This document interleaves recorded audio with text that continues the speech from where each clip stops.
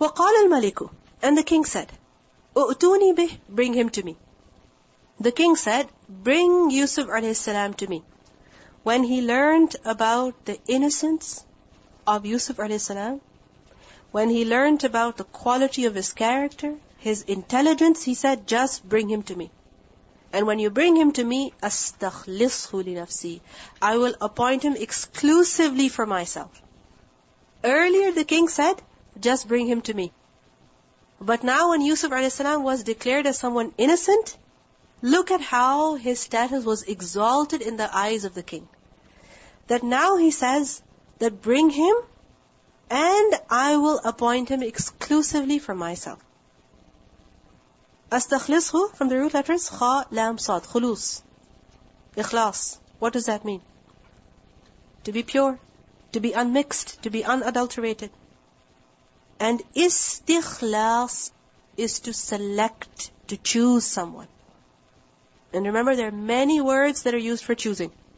But istikhlas is to select someone and appoint them exclusively for a particular work, for a particular position, for a particular rank, freeing them from all other obligations.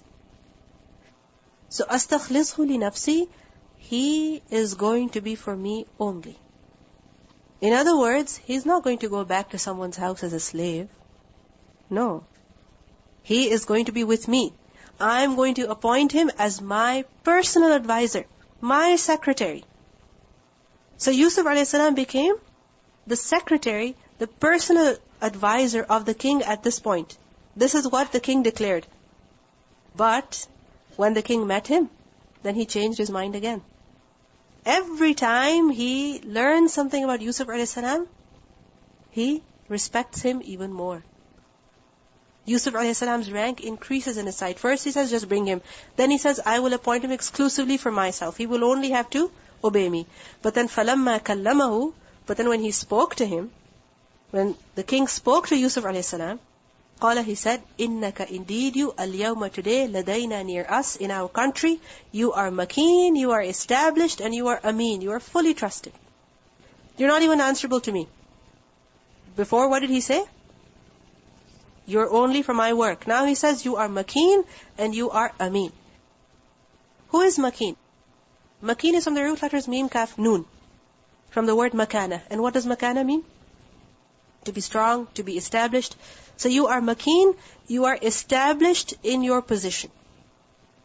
In other words, there is no one who can fight for your position. Generally what happens, if a person has a particular position in a country, then other people can come, there can be elections.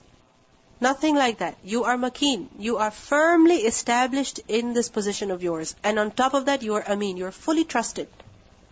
Ameen from the root letters hamza, mim, noon. You're fully trusted. I don't doubt you. I don't mistrust you at all. Up until now, the king had only heard about Yusuf a.s. But when he met him, he was even more confident in him.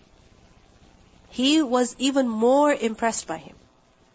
He recognized his virtues, his great ability, his brilliance, his good conduct, his mannerism. He recognized all of those abilities, which is why he gave him such a high position in the country as well. And Yusuf a.s., if you look at it, how did he come to this position? Did he ever get into politics? No. Did he ever seek a high position in that country? No. You don't see him fighting in politics. You don't see him, fighting with other people, trying to make his way up, wrestle his way up. No. He comes as a slave in that country. And he just accepts whatever Allah gives him. Whatever Allah gives him, he accepts it. If he's made a slave, he accepts it. If he's sent to the prison, confined, he accepts it. And when a person accepts what Allah subhanahu wa ta'ala gives him, then Allah exalts him. Our problem is that we want to exalt ourselves by us, which is why we begin fighting for positions. We begin fighting for higher ranks. But this is not the way to obtaining higher ranks. What is the way? That you accept the share that Allah subhanahu wa ta'ala is giving you. Because only when you will accept it, then you will be able to learn something from it. When you will learn, then you can proceed. If you don't go through the proper training and you jump to the highest level, can you perform properly? Can you? You cannot. So, Yusuf a.s., he obtained such a high position in that country, and note, this was a non-Muslim country. These people were not Muslim. And on top of that, he was not even an Egyptian. And at that time, race was a big deal. He was not an Egyptian. He was not a local. And so many people were against him. Or rather, he faced so many challenges against all odds. Just look at him succeed. Look at him attain that highest position in the land. So what did Yusuf a.s. say? When the king said to him, إِنَّكَ الْيَوْمَ لَدَيْنَا مَكِينٌ أَمِينٌ قَالَ, he said, إِجْعَلْنِي, you place me, meaning if you want me to do some work for you, if you declare me as someone makeen and ameen, then put me عَلَى خَزَائِنِ الْأَرْضِ, upon the treasures of the earth. Meaning appoint me as someone in charge over the storehouses of the land. Appoint me as the in charge, ala, meaning in charge of what? The khaza'in of the land of Egypt. What does the word khaza'in mean? It's the plural of khizana. And khizana is a place where things are stored. So make me responsible for the harvest storehouses. Because in the next 15 years, some major things were going to happen. And they were very, very important. They had to be dealt with a lot of care, a lot of attention. Because 7 years were going to be of plenty, then 7 years of shortage. And in the 7 years of plenty, they had to make sure that they use their resources wisely. They had to preserve them. And in the next 7 years again, they had to use what they had stored very wisely so that they would have enough for the next year. So he says that appoint me as responsible for the harvest storehouses of Egypt. Because inni, indeed I am hafizun, I am a guardian, and I'm also alimun, I'm also knowing. He mentions two characteristics of his over here. First of all, hafiz, and secondly, alim. Who is hafiz? It's from hifz, which is to guard, to preserve something. In other words, I am very sincere and I will fully look after the storehouses. I will manage them fully. I am hafiz. I am able. I can fully preserve them. I can fully guard them. I can fully maintain and look after them. And secondly, I am alim. In other words, I am competent. I know how to deal with the coming years. What do we learn from this? That in order to be worthy of some work, a person must have these two characteristics. And what are they? First of all, he must be hafiz. He must be able to manage it. He must be able to fully look after it. And secondly, he must have knowledge of it. Because if he lacks even one of these qualities, then he will not be able to do that work properly. These two qualities are very essential for anyone to be able to do anything. But there's something very strange that we see in this ayah. What is that? That Yusuf a.s. is asking that he should be given this position. And he's also praising himself. Do you see that? He's asking that make me in charge of the entire storehouses. And then he says, I am hafiz, I am alim. And thirdly, what is he doing? He is asking for a high position in a non-Muslim government. Do you understand? Three things going on over here which we might find extremely objectionable. Isn't it? If you find someone demanding that they should be given a position, you don't like that. If you find someone praising themselves, you don't like that. If you hear about a Muslim working in a non-Muslim government, you don't like that idea at all. So these three things are very objectionable if you think of them, but Yusuf a.s. is doing all these three things. What's the answer to this then? First of all, we see that if he is mentioning his good qualities, he's not saying, I'm very jameel, I'm very beautiful. Nor does he say that I'm very kareem, I'm very noble. Although he was kareem, he was Kareem, Ibn al-Kareem, Ibn al-Kareem, Ibn al-Kareem. He was very noble. He does not say, I'm very beautiful, although he was the most handsome person. He does not say, I'm very noble. What qualities does he mention over here? The qualities that are relevant to the work that he wishes to do. So this is not self-praise. This is not self-projection. This is not self-praise. He's not projecting himself. He's mentioning the qualities which are very relevant. Secondly, if you think of it, he's asking for leadership. Isn't it? He's asking for a high position. But asking for a high position for leadership is not permissible. You know that? There's a hadith in Bukhari in which the Prophet ﷺ, he said to Samura that Abdurrahman ibn Samura, do not ask for leadership. Do not ask for leadership.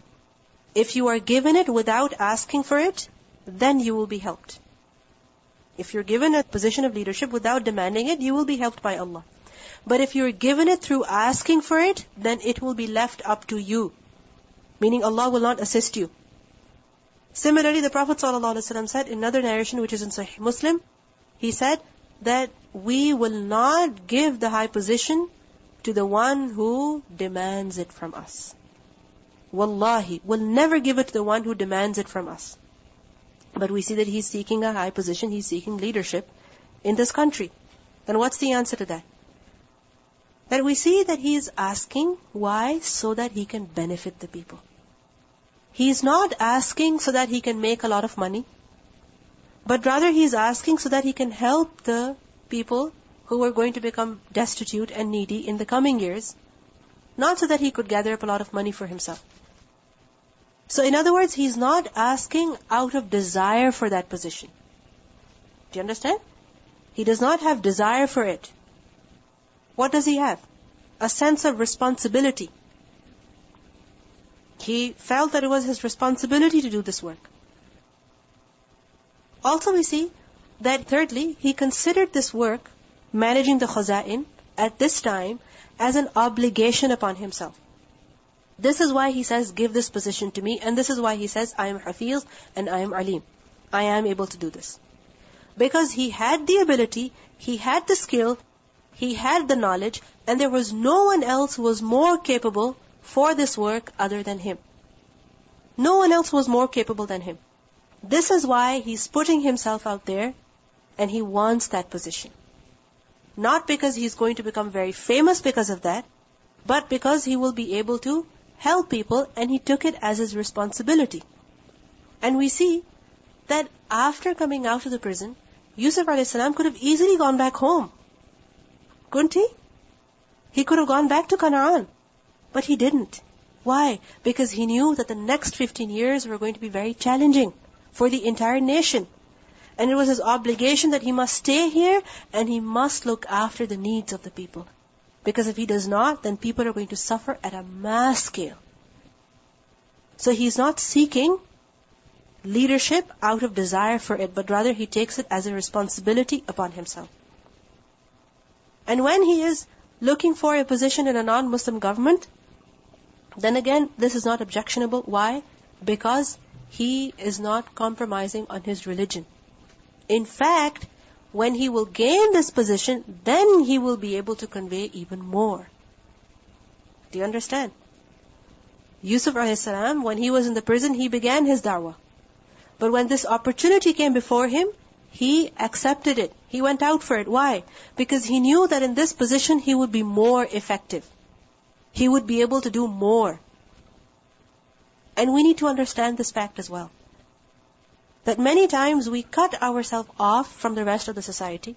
We completely disassociate ourselves, thinking that we have to apply Surah Bara'ah in this day and age, in this country that we're in, whereas it's not for this point. We cannot apply that right now. We have to go through many, many stages until eventually we can apply that. So what do we need to do right now? We need to teach people. We need to tell people. And what is one of the most effective ways? When you are amongst the people. When you are in the society. Yusuf a.s., he is giving da'wah to the people in the prison. That's only possible when he's amongst the people. When he's given this responsibility, he accepts it. Why? Because he's going to interact with so many people in this position, and only then he will be able to communicate. If you cut yourself off, and you don't tell people, then how are you meant to convey the message? You cannot. Then what happens? Allah subhanahu wa ta'ala says, وَكَذَلِكَ, and thus, مَكَّنَّا لِيُوسُفَ فِي الْأَرْضِ, we established Yusuf alayhi salam in the land. Which land? The land of Egypt.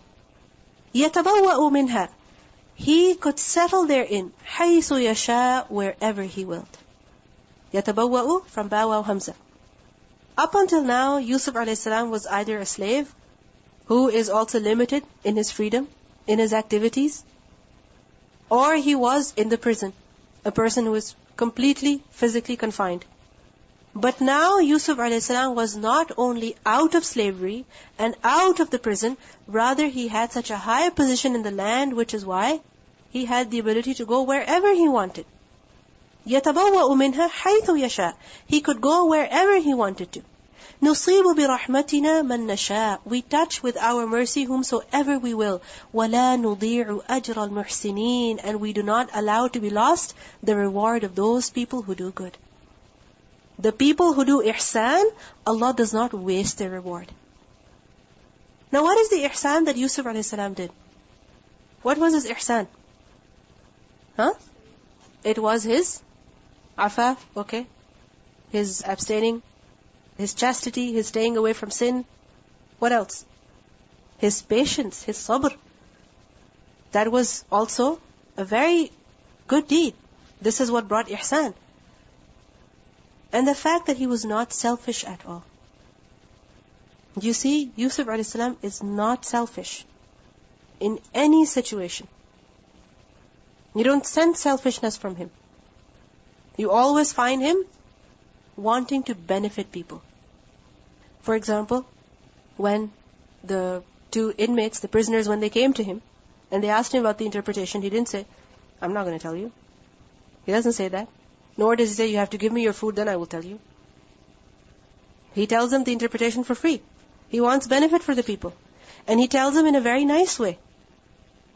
Similarly, when the man comes back to him asking for the interpretation, he doesn't set a condition. He doesn't say, no, I'm not going to tell you. You never mentioned me. You never did anything for me. You never advocated for me. You never started, movement for my sake, that I should be released from the prison. Nothing like that, so why should I help you? No, we don't sense the selfish attitude in Yusuf a.s. When he was freed from the prison, he didn't go back home. He stayed because he felt it was his responsibility to benefit the Egyptian people. It was his responsibility to save them. We don't sense the selfishness at all in him. Allah subhanahu wa ta'ala called him a muhsin, and He says we don't waste the reward of such muhsineen.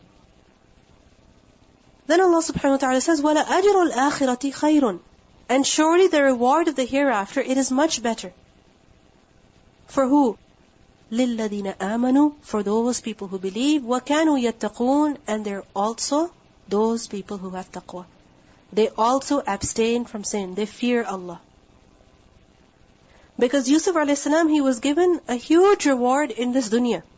What was that reward? He was given a high position. Freedom in the land. يَتَبَوَّأُ مِنْهَا حَيْثُ يَشَاءُ. He wasn't answerable to anyone. He was free. This was a huge reward. But what does Allah say? There is a much greater reward in the hereafter for him. Because a muhsin, yes, he gets benefit in the dunya, but the reward of the hereafter is much, much better. We listen to the recitation. وَقَالَ الْمَلِكُ.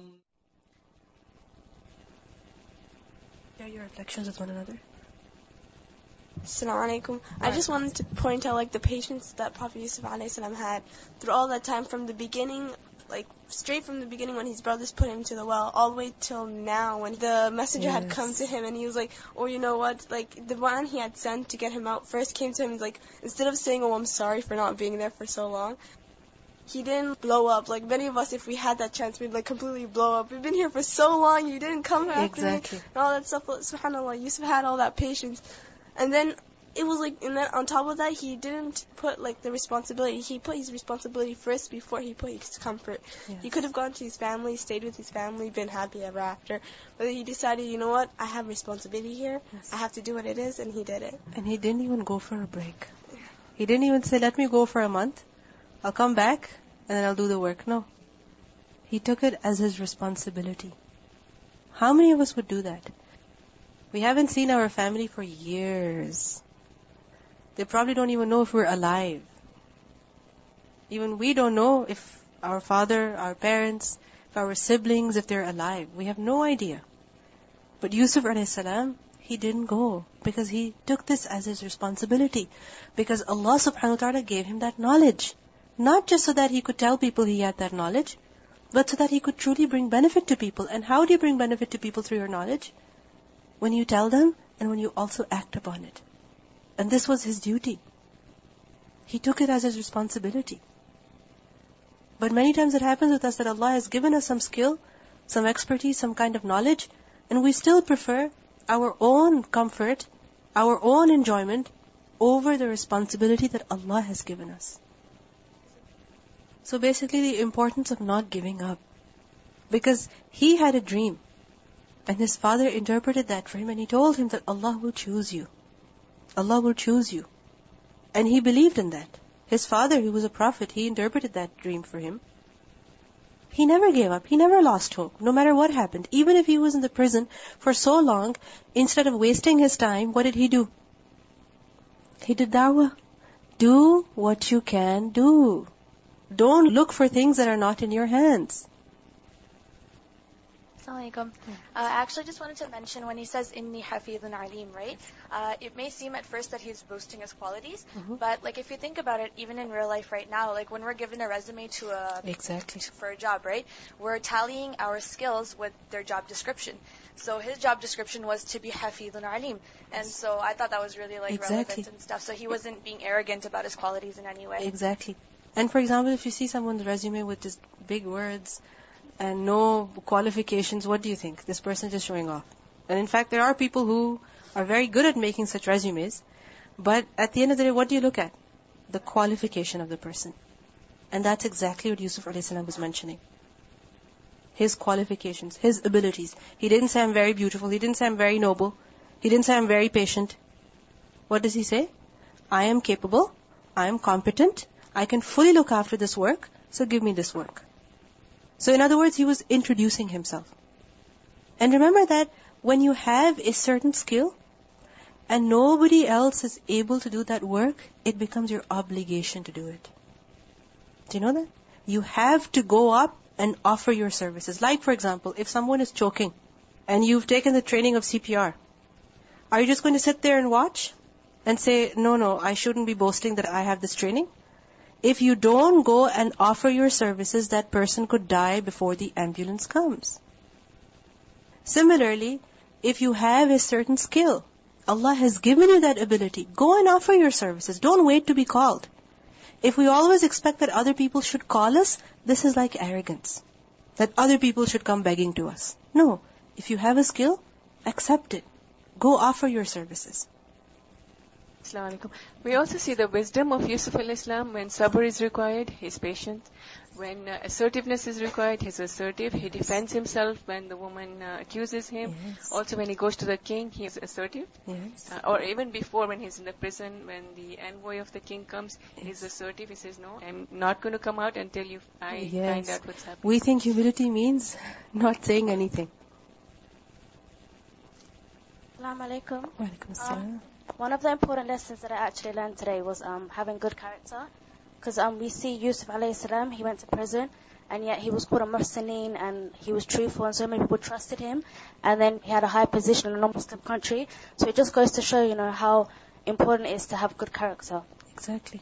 Because when a person has good character, then he really shines through. Then people accept him no matter who he is. Even if his religion is different. I was thinking constantly how Yusuf a.s., he did not boast about his own being Sadiq. People are coming in and saying that he was truthful. He never once said that I am the son of a prophet. He never wanted to say those things about him. There's another comment that somebody gave, that Yusuf alayhi salam is like a tree, shajaratun tayyibah, which gives fruit throughout the year, even in unfavorable conditions, even when climatic conditions are not good. Even when he was in the prison, he benefited the people. Yusuf alayhi salam was not shy to use the opportunities he got to say what is right and what is most appropriate. What do we think shyness is?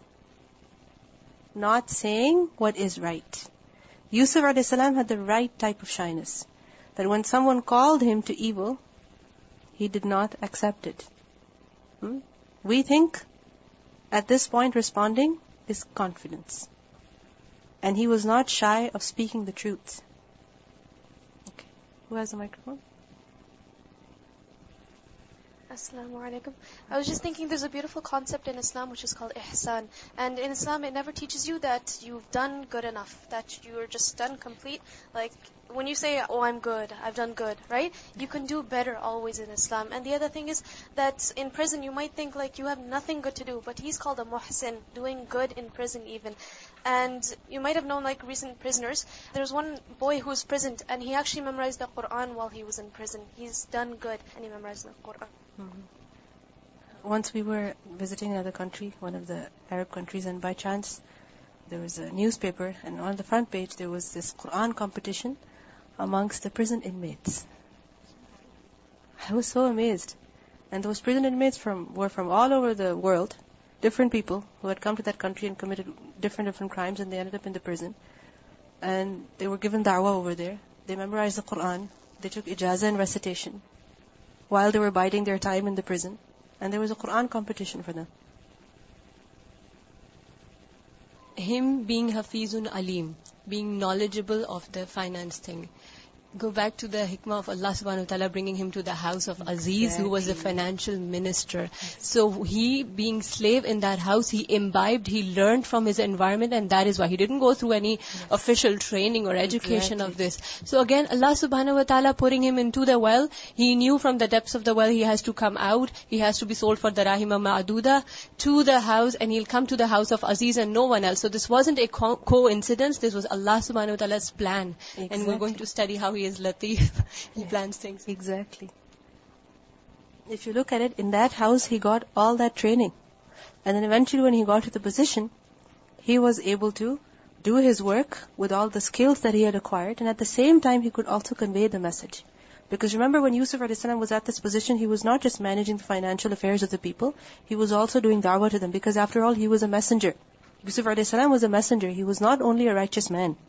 He had the message of Allah to convey to the people, and he was able to convey that. How? By being in that position. Another very important lesson that we learned from this is that after every difficulty, there is relief. It may take long, but there is relief. It took years and years and a lot of hardship, false accusations, but still, there was relief. And because he was patient, because he did ihsan, look at the reward. And what does Allah say? That the reward of the hereafter is far better. Are you impressed by this worldly position? That's nothing compared to the reward of the akhirah.